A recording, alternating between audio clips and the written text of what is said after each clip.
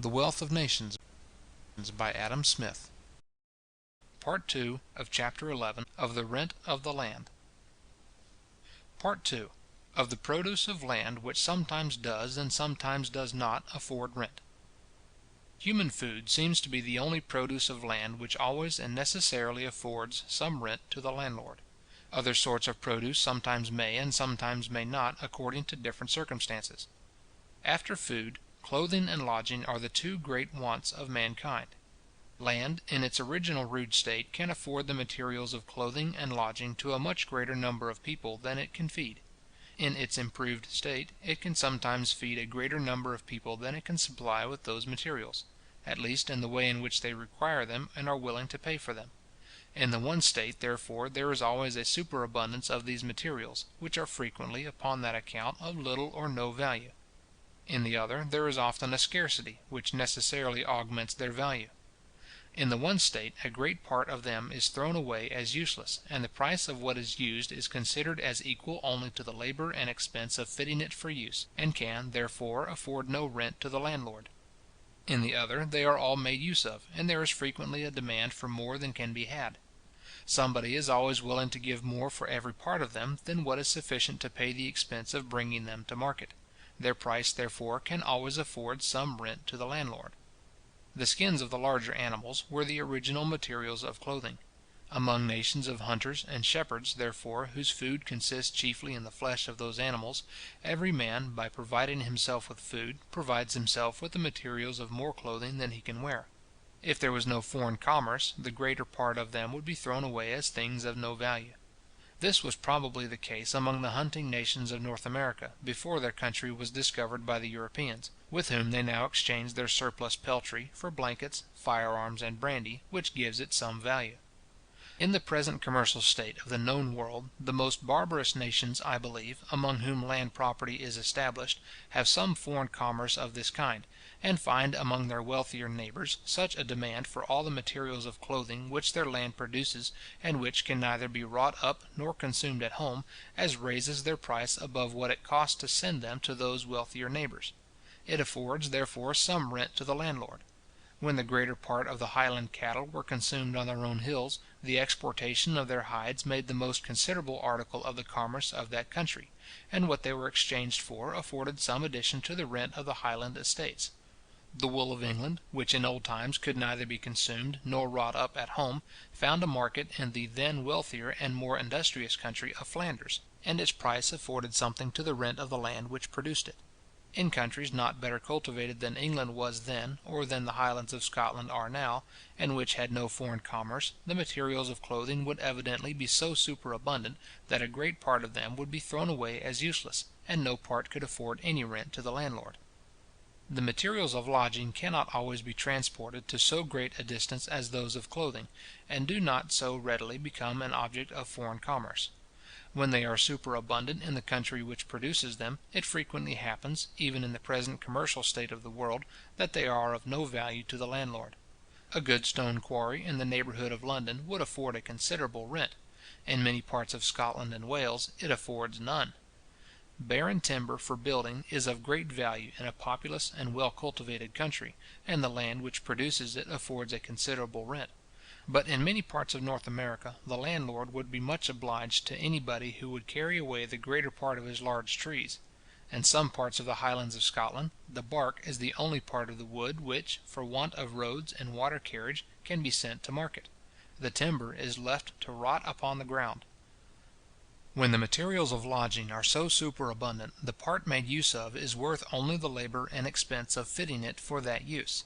It affords no rent to the landlord, who generally grants the use of it to whoever takes the trouble of asking it. The demand of wealthier nations, however, sometimes enables him to get a rent for it. The paving of the streets of London has enabled the owners of some barren rocks on the coast of Scotland to draw a rent from what never afforded any before.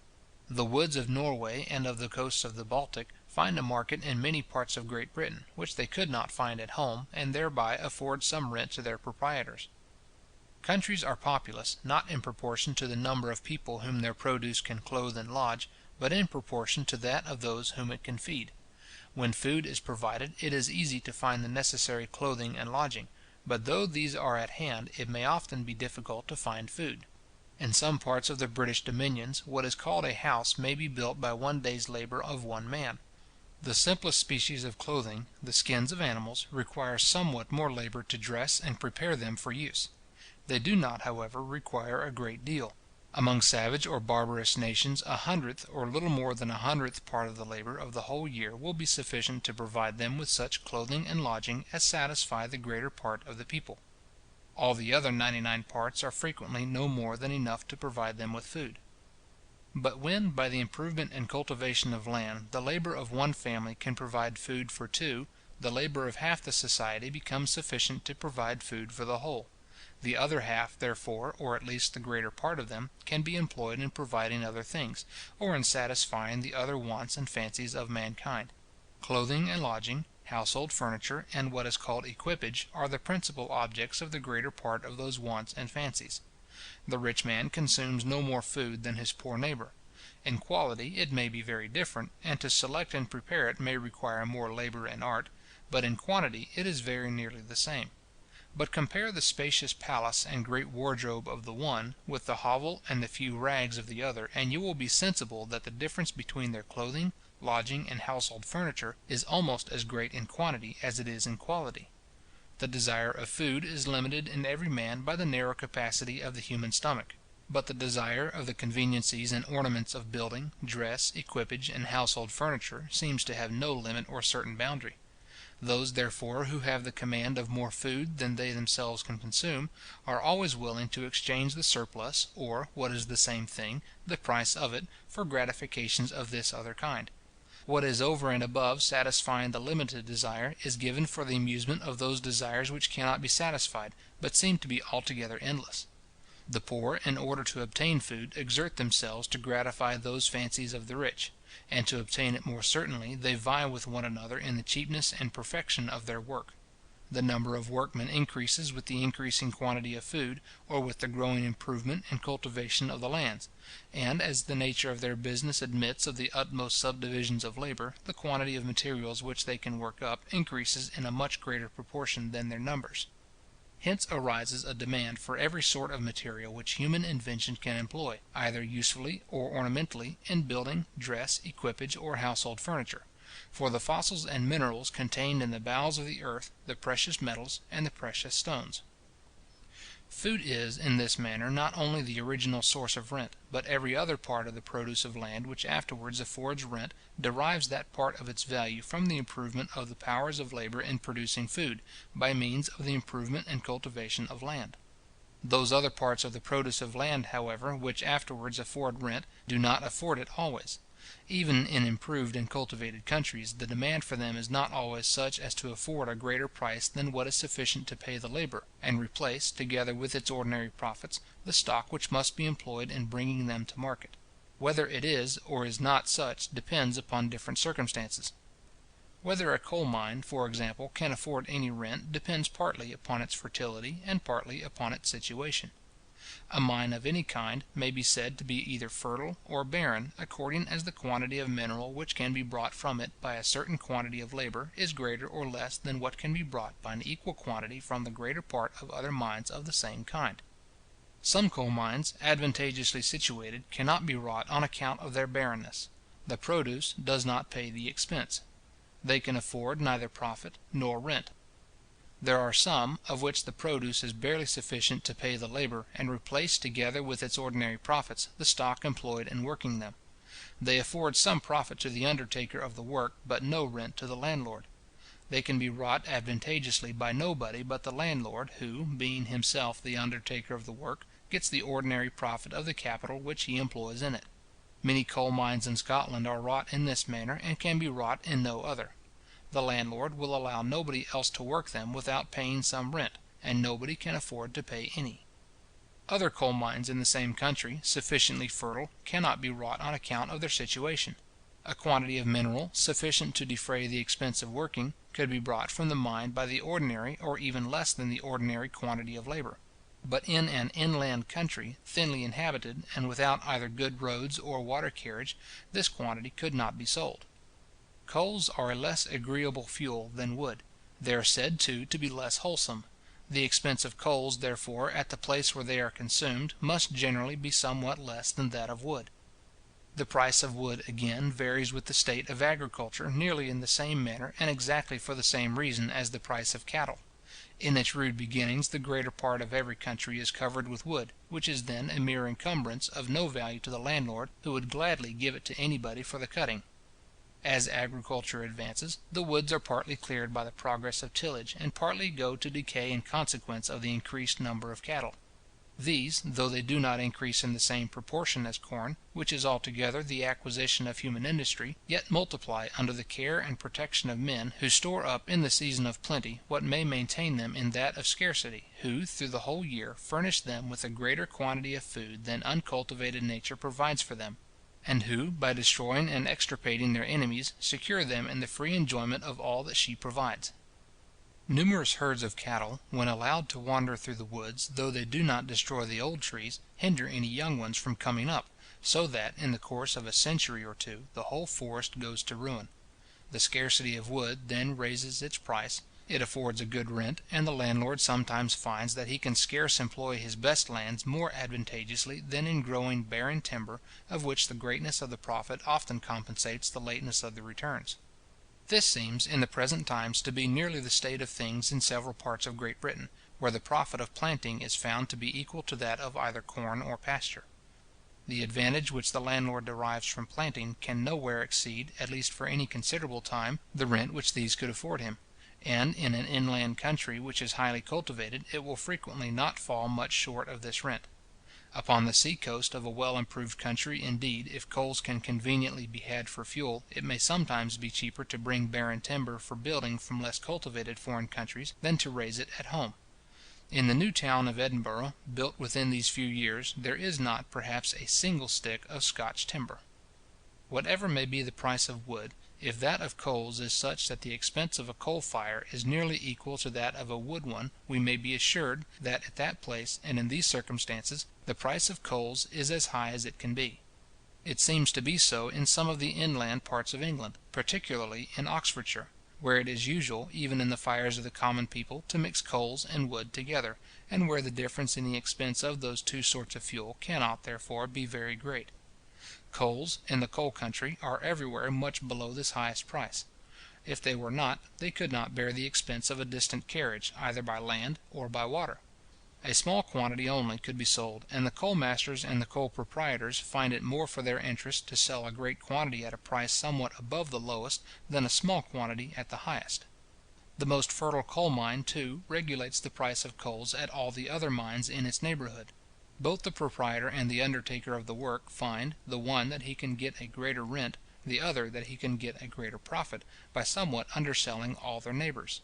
Their neighbours are soon obliged to sell at the same price, though they cannot so well afford it, and though it always diminishes, and sometimes takes away altogether, both their rent and their profit. Some works are abandoned altogether. Others can afford no rent, and can be wrought only by the proprietor. The lowest price at which coals can be sold for any considerable time is, like that of all other commodities, the price which is barely sufficient to replace, together with its ordinary profits, the stock which must be employed in bringing them to market. At a coal mine for which the landlord can get no rent, but which he must either work himself or let it alone altogether, the price of coals must generally be nearly about this price. Rent, even where coals afford one, has generally a smaller share in their price than in that of most other parts of the rude produce of land. The rent of an estate above ground commonly amounts to what is supposed to be a third of the gross produce, and it is generally a rent certain and independent of the occasional variations in the crop. In coal mines, a fifth of the gross produce is a very great rent, a tenth the common rent, and it is seldom a rent certain, but depends upon the occasional variations in the produce. These are so great, that in a country where 30 years' purchase is considered as a moderate price for the property of a landed estate, 10 years' purchase is regarded as a good price for that of a coal mine. The value of a coal mine to the proprietor frequently depends as much upon its situation as upon its fertility. That of a metallic mine depends more upon its fertility and less upon its situation. The coarse, and still more the precious metals, when separated from the ore, are so valuable, that they can generally bear the expense of a very long land, and of the most distant sea carriage. Their market is not confined to the countries in the neighbourhood of the mine, but extends to the whole world. The copper of Japan makes an article of commerce in Europe; the iron of Spain in that of Chili and Peru. The silver of Peru finds its way not only to Europe, but from Europe to China. The price of coals in Westmoreland or Shropshire can have little effect on their price at Newcastle, and their price in the Illinois can have none at all. The productions of such distant coal mines can never be brought into competition with one another. But the productions of the most distant metallic mines frequently may, and in fact commonly are. The price, therefore, of the coarse, and still more that of the precious metals, at the most fertile mines in the world, must necessarily more or less affect their price at every other in it. The price of copper in Japan must have some influence upon its price at the copper mines in Europe. The price of silver in Peru, or the quantity either of labour or of other goods which it will purchase there, must have some influence on its price, not only at the silver mines of Europe, but at those of China. After the discovery of the mines of Peru, the silver mines of Europe were, the greater part of them, abandoned. The value of silver was so much reduced that their produce could no longer pay the expense of working them, or replace with a profit the food, clothes, lodging, and other necessaries which were consumed in that operation. This was the case, too, with the mines of Cuba and St. Domingo, and even with the ancient mines of Peru after the discovery of those of Potosi. The price of every metal at every mine, therefore, being regulated in some measure by its price at the most fertile mine in the world that is actually wrought, it can, at the greater part of mines, do very little more than pay the expense of working, and can seldom afford a very high rent to the landlord. Rent, accordingly, seems at the greater part of mines to have but a small share in the price of the coarse, and a still smaller in that of the precious metals. Labour and profit make up the greater part of both. A sixth part of the gross produce may be reckoned the average rent of the tin mines of Cornwall, the most fertile that are known in the world, as we are told by the Reverend Mr. Borlace, vice warden of the stannaries. Some, he says, afford more, and some do not afford so much. A sixth part of the gross produce is the rent, too, of several very fertile lead mines in Scotland. In the silver mines of Peru, we are told by Frezier and Ulloa, the proprietor frequently exacts no other acknowledgment from the undertaker of the mine, but that he will grind the ore at his mill, paying him the ordinary multure or price of grinding. Till 1736, indeed, the tax of the king of Spain amounted to 1/5 of the standard silver, which till then might be considered as the real rent of the greater part of the silver mines of Peru, the richest which have been known in the world. If there had been no tax, this fifth would naturally have belonged to the landlord, and many mines might have been wrought which could not then be wrought, because they could not afford this tax. The tax of the Duke of Cornwall upon tin is supposed to amount to more than 5 per cent, or 1/20th part of the value; and whatever may be his proportion, it would naturally, too, belong to the proprietor of the mine, if tin was duty free. But if you add 1/20th to 1/6th, you will find that the whole average rent of the tin mines of Cornwall was to the whole average rent of the silver mines of Peru, as 13 to 12. But the silver mines of Peru are not now able to pay even this low rent, and the tax upon silver was, in 1736, reduced from 1/5 to 1/10. Even this tax upon silver, too, gives more temptation to smuggling than the tax of 1/20th upon tin, and the smuggling must be much easier in the precious than in the bulky commodity. The tax of the king of Spain, accordingly, is said to be very ill paid, and that of the Duke of Cornwall very well. Rent, therefore, it is probable, makes a greater part of the price of tin at the most fertile tin mines than it does of silver at the most fertile silver mines in the world. After replacing the stock employed in working those different mines, together with its ordinary profits, the residue which remains to the proprietor is greater, it seems, in the coarse than in the precious metal. Neither are the profits of the undertakers of silver mines commonly very great in Peru. The same most respectable and well-informed authors acquaint us, that when any person undertakes to work a new mine in Peru, he is universally looked upon as a man destined to bankruptcy and ruin, and is upon that account shunned and avoided by everybody. Mining, it seems, is considered there in the same light as here, as a lottery in which the prizes do not compensate the blanks, though the greatness of some tempts many adventurers to throw away their fortunes in such unprosperous projects. As the sovereign, however, derives a considerable part of his revenue from the produce of silver mines, the law in Peru gives every possible encouragement to the discovery and working of new ones. Whoever discovers a mine is entitled to measure off 246 feet in length, according to what he supposes to be the direction of the vein, and half as much in breadth. He becomes proprietor of this portion of the mine, and can work it without paying any acknowledgment to the landlord. The interest of the Duke of Cornwall has given occasion to a regulation nearly of the same kind in that ancient duchy. In waste and unenclosed lands, any person who discovers a tin mine may mark out its limits to a certain extent, which is called bounding a mine. The bounder becomes the real proprietor of the mine, and may either work it himself, or give it in lease to another, without the consent of the owner of the land, to whom, however, a very small acknowledgment must be paid upon working it. In both regulations, the sacred rights of private property are sacrificed to the supposed interest of public revenue. The same encouragement is given in Peru to the discovery and working of new gold mines, and in gold the king's tax amounts only to a 20th part of the standard rental. It was once a fifth, and afterwards a tenth, as in silver, but it was found that the work could not bear even the lowest of these two taxes. If it is rare, however, say the same authors, Frazier and Ulloa, to find a person who has made his fortune by a silver, it is still much rarer to find one who has done so by a gold mine. This 20th part seems to be the whole rent which is paid by the greater part of the gold mines of Chile and Peru. Gold, too, is much more liable to be smuggled than even silver, not only on account of the superior value of the metal in proportion to its bulk, but on account of the peculiar way in which nature produces it. Silver is very seldom found virgin, but, like most other metals, is generally mineralized with some other body, from which it is impossible to separate it in such quantities as will pay for the expense, but by a very laborious and tedious operation, which cannot well be carried on but in workhouses erected for the purpose, and therefore exposed to the inspection of the king's officers. Gold, on the contrary, is almost always found virgin. It is sometimes found in pieces of some bulk, and even when mixed, in small and almost insensible particles, with sand, earth, and other extraneous bodies, it can be separated from them by a very short and simple operation, which can be carried on in any private house by anybody who is possessed of a small quantity of mercury. If the king's tax, therefore, is but ill paid upon silver, it is likely to be much worse paid upon gold, and rent must make a much smaller part of the price of gold than that of silver. The lowest price at which the precious metals can be sold, or the smallest quantity of other goods for which they can be exchanged, during any considerable time, is regulated by the same principles which fix the lowest ordinary price of all other goods. The stock which must commonly be employed, the food, clothes, and lodging, which must commonly be consumed in bringing them from the mine to the market, determine it.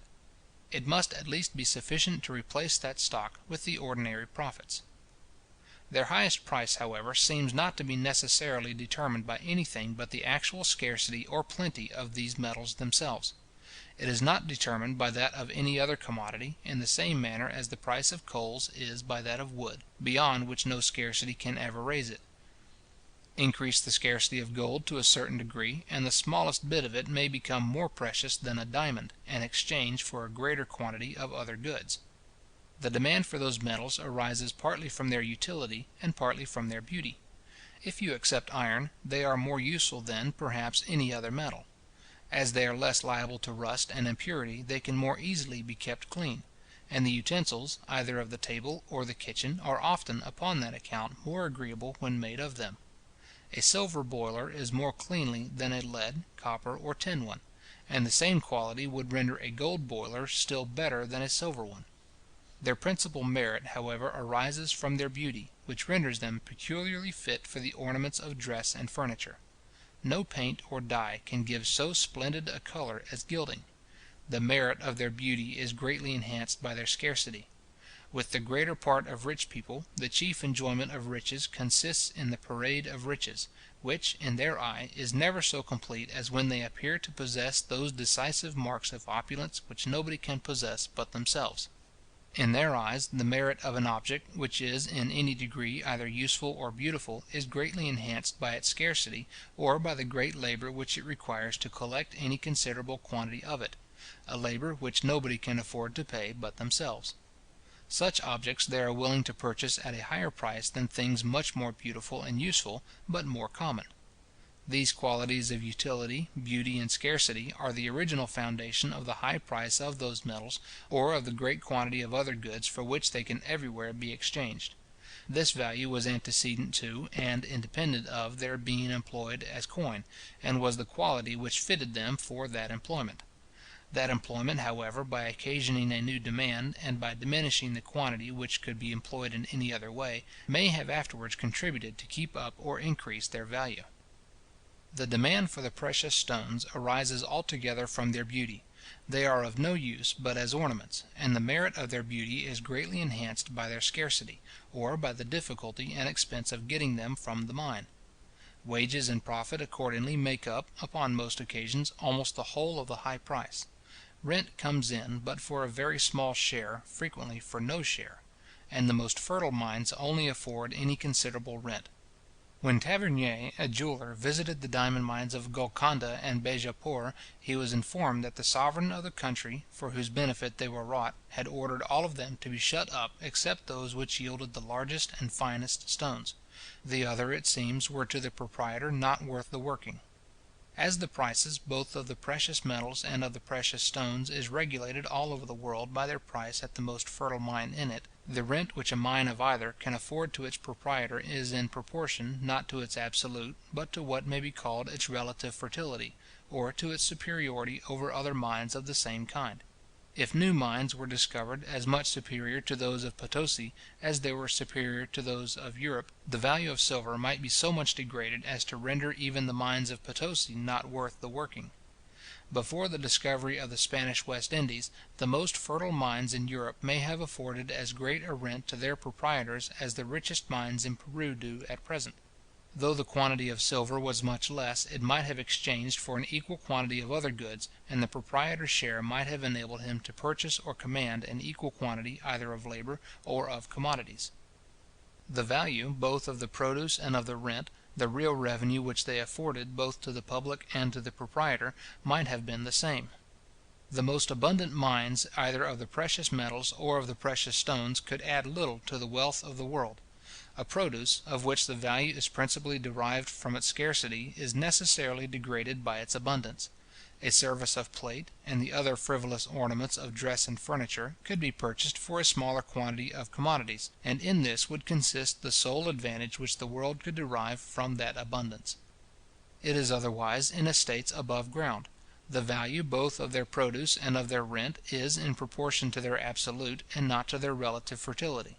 The land which produces a certain quantity of food, clothes, and lodging, can always feed, clothe, and lodge a certain number of people; and whatever may be the proportion of the landlord, it will always give him a proportionable command of the labour of those people, and of the commodities with which that labour can supply him. The value of the most barren land is not diminished by the neighbourhood of the most fertile. On the contrary, it is generally increased by it. The great number of people maintained by the fertile lands afford a market to many parts of the produce of the barren, which they could never have found among those whom their own produce could maintain. Whatever increases the fertility of land in producing food, increases not only the value of the lands upon which the improvement is bestowed, but contributes likewise to increase that of many other lands, by creating a new demand for their produce. That abundance of food, of which, in consequence of the improvement of land, many people have the disposal beyond what they themselves can consume, is the great cause of the demand, both for the precious metals and the precious stones, as well as for every other convenience and ornament of dress, lodging, household furniture, and equipage. Food not only constitutes the principal part of the riches of the world, but it is the abundance of food which gives the principal part of their value to many other sorts of riches. The poor inhabitants of Cuba and St. Domingo, when they were first discovered by the Spaniards, used to wear little bits of gold as ornaments in their hair and other parts of their dress. They seemed to value them as we would do any little pebbles of somewhat more than ordinary beauty, and to consider them as just worth the picking up, but not worth the refusing to anybody who asked them. They gave them to their new guests at the first request, without seeming to think that they had made them any very valuable present. They were astonished to observe the rage of the Spaniards to obtain them, and had no notion that there could anywhere be a country in which many people had the disposal of so great a superfluity of food, so scanty always among themselves, that, for a very small quantity of those glittering baubles, they would willingly give as much as might maintain a whole family for many years. Could they have been made to understand this, the passion of the Spaniards would not have surprised them. Part III.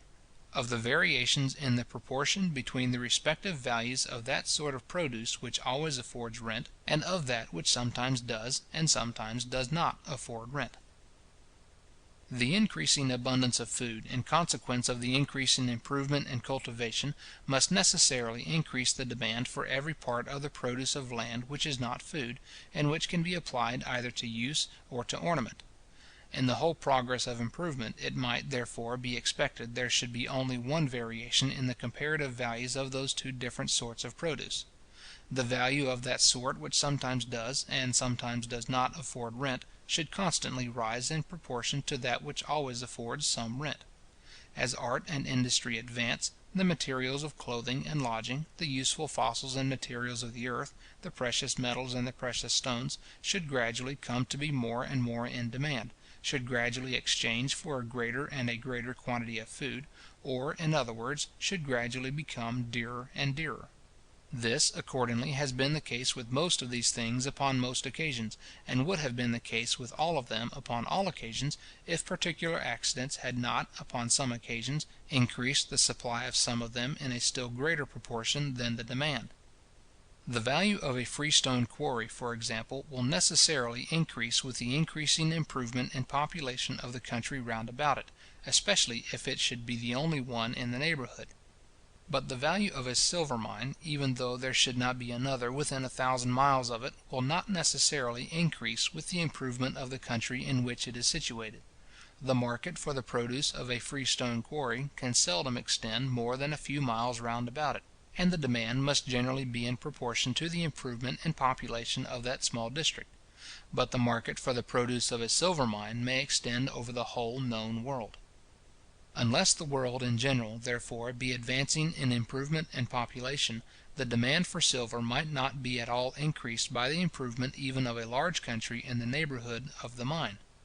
Even though the world in general were improving, yet if, in the course of its improvements, new mines should be discovered, much more fertile than any which had been known before, though the demand for silver would necessarily increase, yet the supply might increase in so much greater proportion, that the real price of that metal might gradually fall; that is, any given quantity, a pound weight of it, for example, might gradually purchase or command a smaller and a smaller quantity of labour, or exchange for a smaller and a smaller quantity of corn, the principal part of the subsistence of the labourer. The great market for silver is the commercial and civilized part of the world. If, by the general progress of improvement, the demand of this market should increase, while at the same time the supply did not increase in the same proportion, the value of silver would gradually rise in proportion to that of corn. Any given quantity of silver would exchange for a greater and a greater quantity of corn, or, in other words, the average money price of corn would gradually become cheaper and cheaper. If, on the contrary, the supply by some accident should increase for many years together in a greater proportion than the demand, that metal would gradually become cheaper and cheaper, or, in other words, the average money price of corn would, in spite of all improvements, gradually become dearer and dearer. But if, on the other hand, the supply of that metal should increase nearly in the same proportion as the demand, it would continue to purchase or exchange for nearly the same quantity of corn, and the average money price of corn would, in spite of all improvements, continue very nearly the same.